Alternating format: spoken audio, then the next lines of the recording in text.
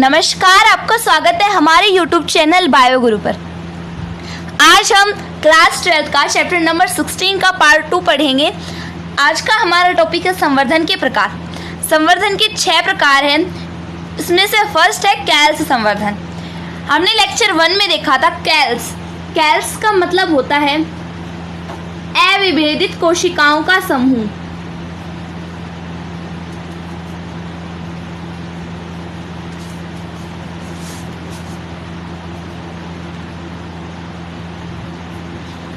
तो हम इस कैल संवर्धन को देखते हैं। सबसे पहले हमें इसका एक पार्ट लेना होगा, एक्सप्लांट। एक्सप्लांट का मतलब होता है पौधे का कोई भी भाग।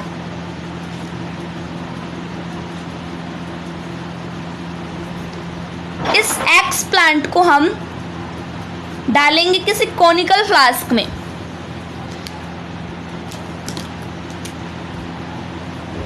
जैसे ये कॉनिकल फ्लास्क है, हम इसमें डालेंगे, यहाँ पे कॉर्क लगा हुआ है, एक्सप्लांट को।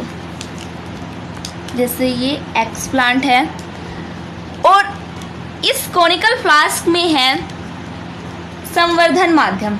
मतलब इस संवर्धन माध्यम में हमने क्या डाल दिया है, एक्सप्लांट। संवर्धन माध्यम क्या होता है? संवर्धन माध्यम मतलब होता है उसमें कुछ पोषक पदार्थ होते हैं,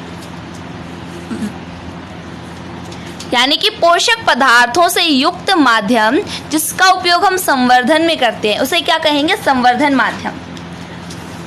इस संवर्धन माध्यम में कुछ हार्मोन्स होंगे, जैसे ऑक्सिन, साइटोकाइनिन।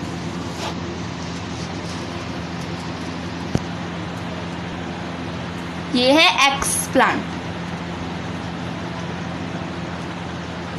अब संवर्धन माध्यम में रखा रहने के बाद जो एक कॉनिकल फ्लास्क है,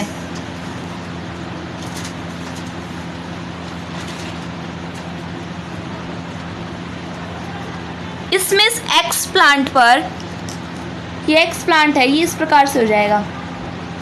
मतलब इसमें बन गया कैलस। कैलस का मतलब बताया था मैंने आपको कि अविभेदित कोशिकाओं का समूह। ये पार्ट क्या है? कैलस, यानी कि अविभेदित कोशिकाओं का समूह।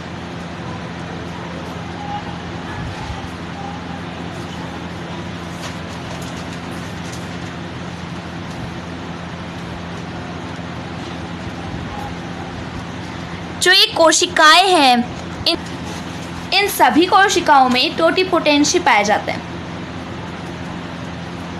टोटिपोटेंशी का मतलब होता है कि पादप की प्रत्येक कोशिका, टोटिपोटेंशी का मतलब होता है पादप की प्रत्येक कोशिका में उस पादप के सभी गुण विद्यमान होते हैं जो संपूर्ण पादप को विकसित करने की क्षमता रखते हैं। इस क्षमता को ही हम इंग्लिश में टोटिपोटेंशी कहते हैं। इसे हिंदी में पूर्ण सशक्ता कहते हैं। हिंदी में क्या कहेंगे? पूर्ण सशक्ता। टोटिपोटेंशी के बारे में हमने लेक्चर 1 में भी देखा था। अब इस कैलस को हम संवर्धन माध्यम में रखेंगे, जिसमें हमने बताया था कई हार्मोन्स होंगे।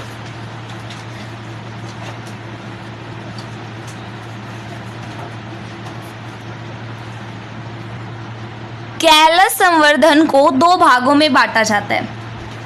फर्स्ट आता है ऑर्गेनोजेनेसिस, यानी कि अंगोद्भवन।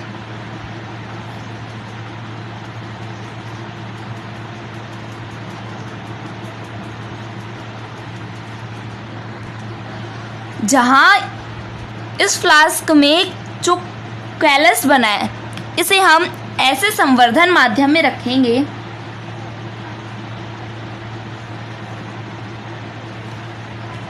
जिसमें ऑक्सीजन ज़्यादा मात्रा में हो और जो साइटोकाइनिन एंजाइम है वो कम मात्रा में हो।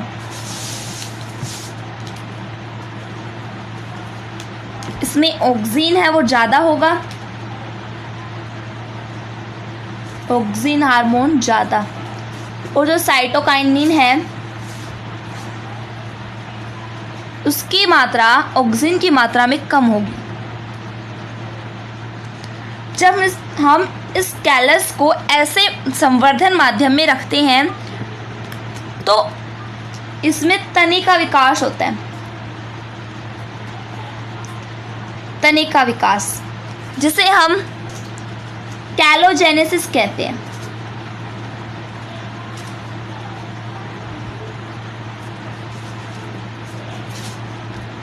क्या किया हमने, पहला स्टेप है ये ऑर्गेनोजेनेसिस का, कि हमने इस कैलस को ऐसे संवर्धन माध्यम में रखा, ऐसे पोषक तत्वों में रखा जिसमें ऑक्सीन हार्मोन है वो ज़्यादा मात्रा में और साइटोकाइनिन है वो कम मात्रा में, जिससे कि तने का विकास होता है। इसे हम कहते हैं कैलोजेनेसिस। इस प्रकार से स्टेम जो है वो बनने लगती है। अब इसी में हम दूसरे स्टेप करेंगे कि जो तने का विकास हो चुका है, इस कैलस को अब हम रखेंगे ऐसे संवर्धन माध्यम में जिसमें ऑक्सीन तो कम हो और साइटोकाइनिन ज़्यादा, ऑक्सीन की तुलना में साइटोकाइनेस ज़्यादा हो, वहाँ हम इसे रखेंगे तो इसमें जड़ों का विकास होना शुरू हो जाएगा। जड़ों का विकास शुरू हो जाएगा ऐसे संवर्धन माध्यम में जिसमें ऑक्सीन कम और साइटोकाइनिन है, यानी साइटोकाइनेस है वो ज़्यादा है, तो इसे हम कहेंगे राइजोजेनेसिस।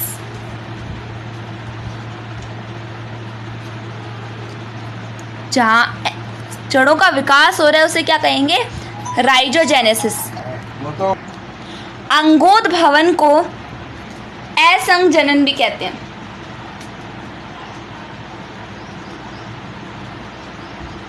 असंजनन या अंगोद्भवन या ऑर्गेनोजेनेसिस। नेक्स्ट हमारा कैलस संवर्धन में आता है सोमैटिक एम्ब्रियोजेनेसिस, यानी कि कायिक भ्रूणोद्भवन। कायिक भ्रूणोद्भवन क्या होता है, जैसे हमने कोनिकल फ्लास्क में जो एक्सप्लांट लिया था, एक्सप्लांट मतलब पौधे का कोई भी भाग लिया था, पौधे का कोई भी भाग मतलब उस पार्ट का जो टिश्यू लिया था, सेल ली थी, यानी कि कोशिका, वो एक्सप्लांट द्विगुणित है, यानी 2n, या फिर वो एक्सप्लांट अगुणित है।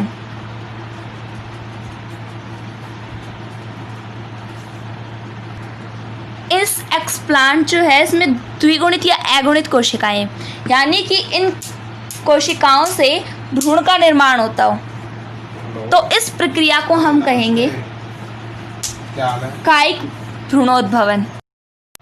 एम्ब्रियो का यानी भ्रूण का द्विगुणित या अगुणित होना, ये प्लांट की सेल पर डिपेंड करता है कि हमने द्विगुणित कोशिका ली है या फिर अगुणित कोशिका।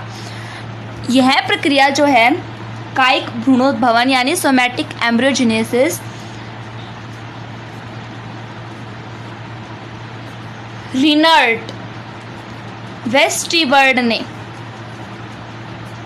1958 में की। इन्होंने सबसे पहले गाजर के कैलस व निलंबन में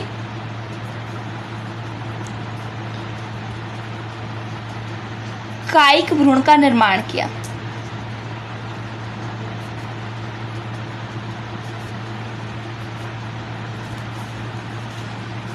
नेक्स्ट हमारा आता है जीव द्रव्यक संवर्धन यानी कि प्रोटोप्लास्ट कल्चर। सबसे पहले जान लेते हैं कि प्रोटोप्लास्ट क्या होता है। जैसे जो जंतु कोशिका होती है, उसके बाहर वाली झिल्ली होती है प्लाज्मा झिल्ली यानी प्लाज्मा मेम्ब्रेन, जबकि प्लांट सेल में इससे भी बाहर एक और लेयर पाई जाती है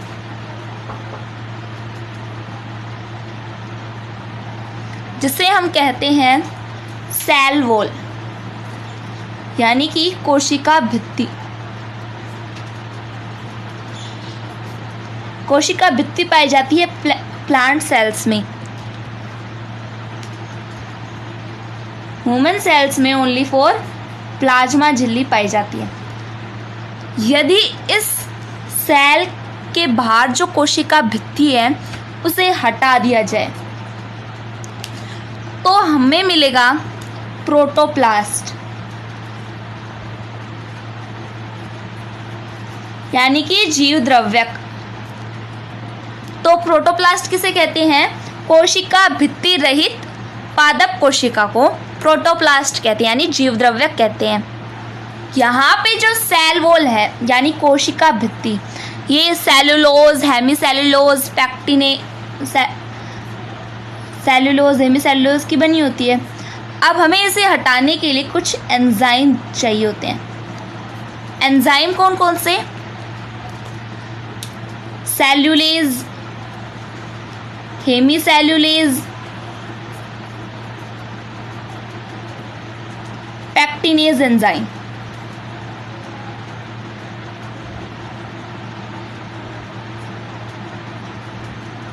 ये एंजाइम इस कोशिका भित्ति यानी सेल वॉल को तोड़ते हैं, तो इनसे कोशिका भित्ति हट गई।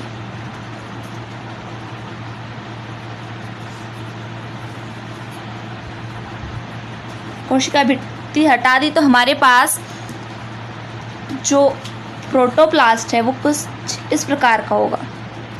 यहाँ पर हम जो ये प्रोटोप्लास्ट है ये क्यों लेके आए?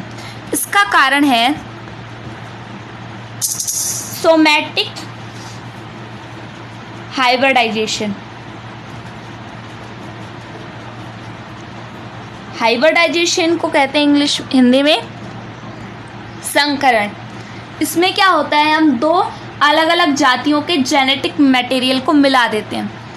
तो इस सोमैटिक हाइब्रिडाइजेशन से हमें मिलेगा साइब्रिड। अब साइब्रिड कैसे बनता है ये देखते हैं। हमने दो प्रोटोप्लास्ट लिए, एक प्रोटोप्लास्ट ए और दूसरा प्रोटोप्लास्ट बी। इन दोनों को हम एक दूसरे से हाइब्रिडाइजेशन करवाएंगे PEG विधि से। पहले PEG मतलब पैग मतलब पॉली इथाइलिन ग्लाइकोल।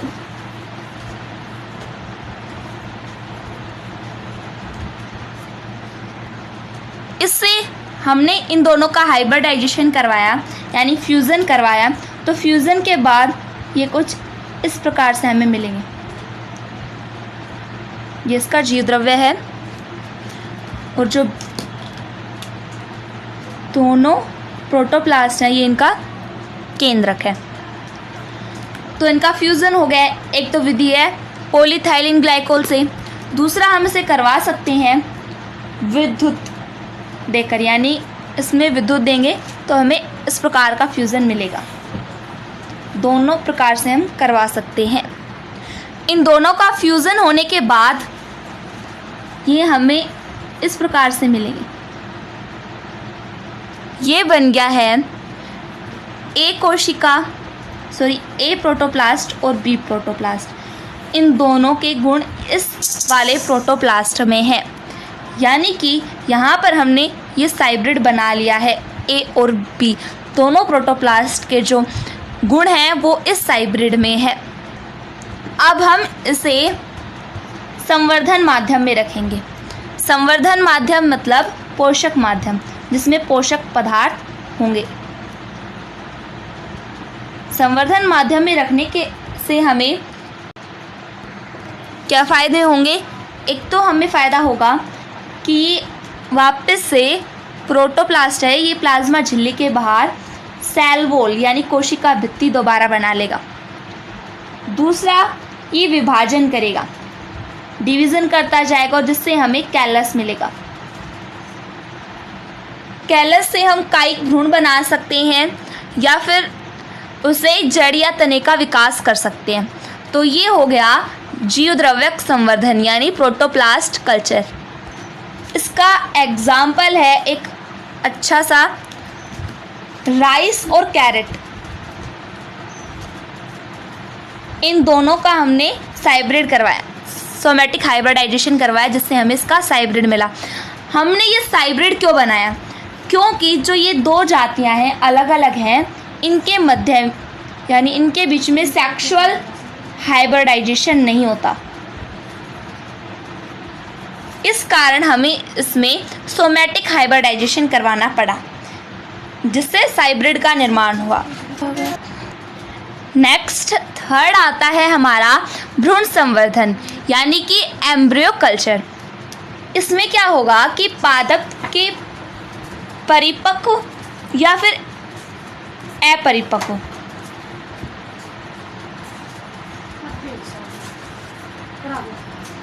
परिपक्व या पूर्ण परिपक्व भ्रूण के संवर्धन की प्रक्रिया भ्रूण संवर्धन कहलाती है।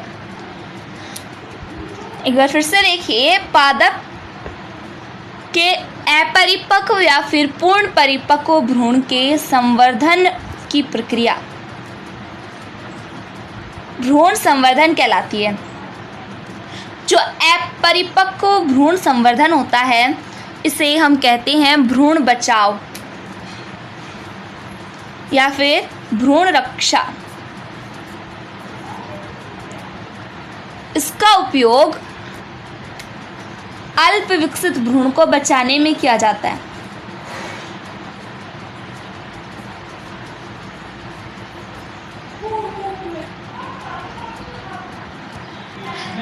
नंबर 4 आता है पराग कोश एवं परागकण संवर्धन यानी कि एंथर प्रोपोगेशन। पराग कोश के अर्धसूत्रण का अध्ययन।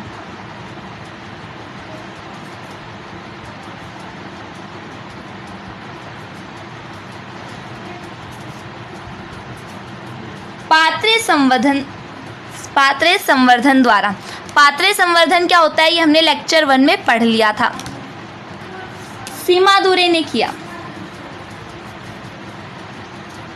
सीमा दुरे ने 1943 में किया।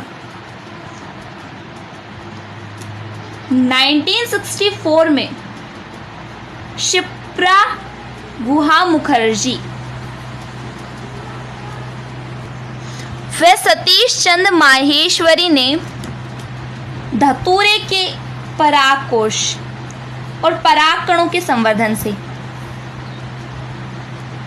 परागकोश व परागकण संवर्धन से अगुणित पादप का निर्माण किया। उन्होंने अगुणित पादप का निर्माण क्यों किया? इसका कारण है अगुणित पादप है ये शुद्ध वंशक्रम प्राप्त करने के लिए उत्पन्न किए जाते हैं। शुद्ध वंशक्रम प्राप्ति के लिए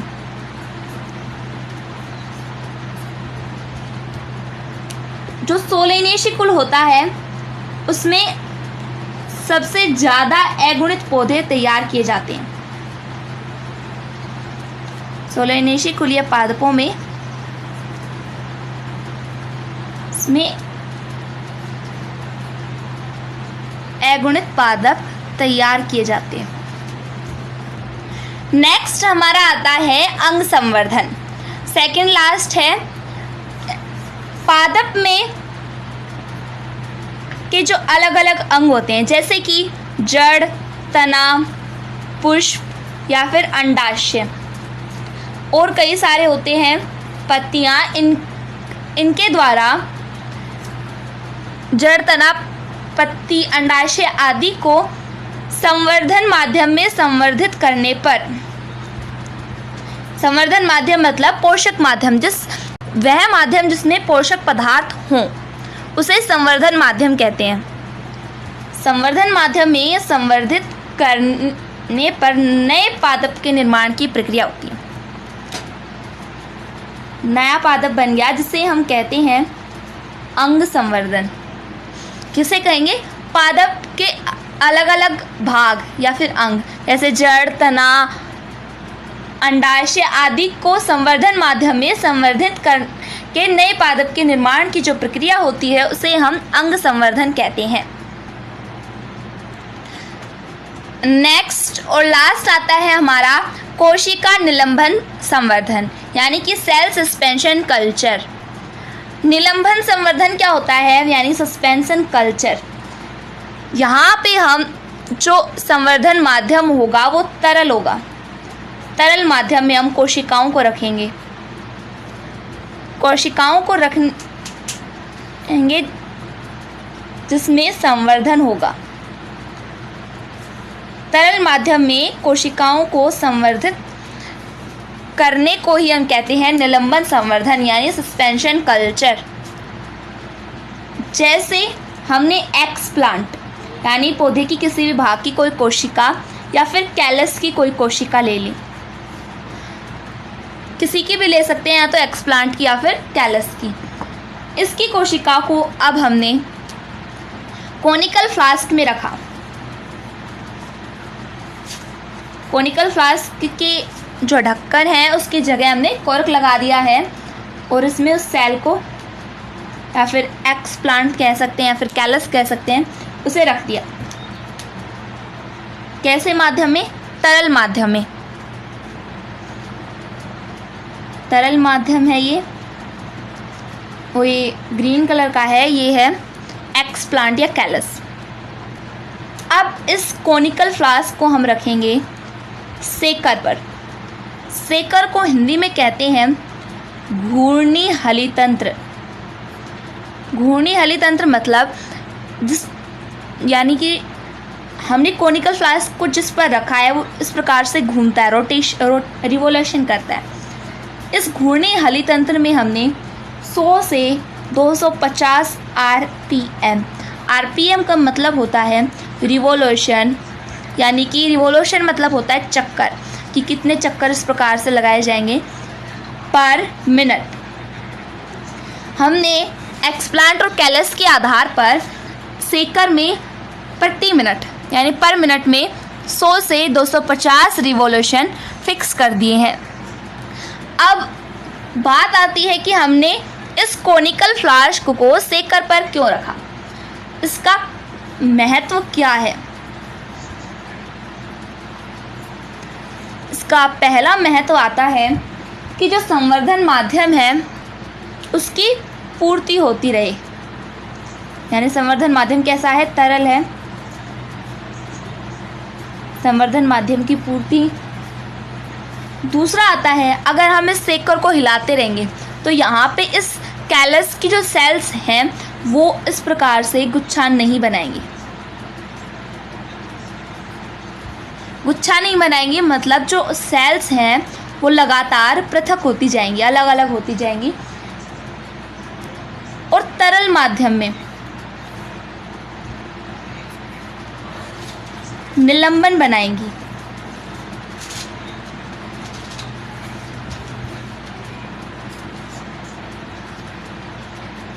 थर्ड आता है कि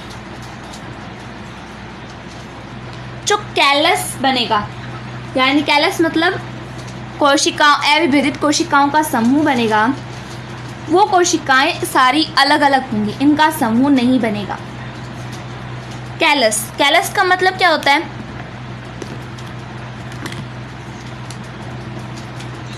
अविभेदित कोशिकाओं का समूह।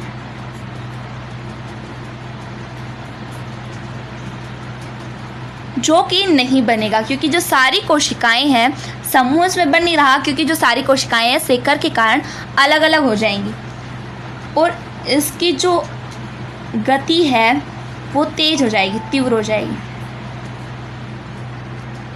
तो हमें ये कोनिकल फ्लास्क है, ये कुछ इसके अंदर जो एक्सप्लांट या हमने कैलस डाला था वो हमें ऐसा प्राप्त होगा कि जो इसकी समूह था वो सारा अलग अलग हो जाएंगे, अलग अलग सेल बन जाएंगे।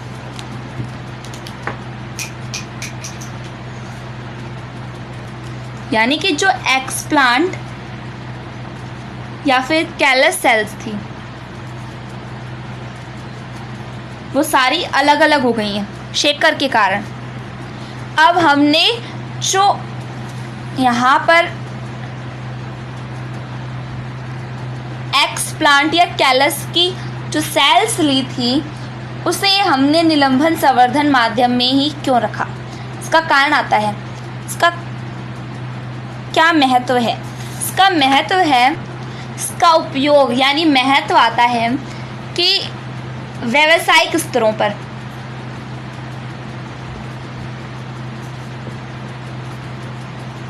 जैव सक्रिय अणुओं के रूप में, दूसरा आता है ये पीएस में द्वितीयक उपापचय उत्पाद में,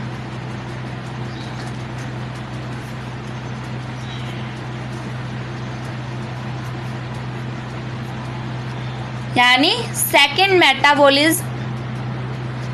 मेटाबॉलिक प्रोडक्ट। आपको पता है कि जो भी सेल होती है उसे किसी विशिष्ट एंजाइम और किसी विशिष्ट तापमान वाले संवर्धन माध्यम में रखा जाता है।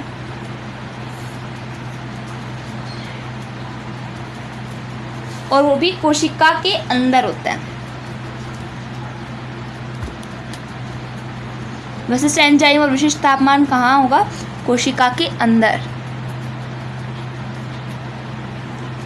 जैसे हमने कॉनिकल फ्लास्क है ये, इसमें कोशिकाएं हैं वो सारी अलग अलग हो चुकी हैं और इसमें तरल माध्यम है कुछ। अब इन सेल्स में कोशिका विभाजन नहीं होगा, यानी सेल डिवीज़न होता था वो नहीं होगा और कोई विशिष्ट रासायनिक अभिक्रिया होगी, यानी यहाँ पे उसके अंदर होगी एक जैव रासायनिक अभिक्रिया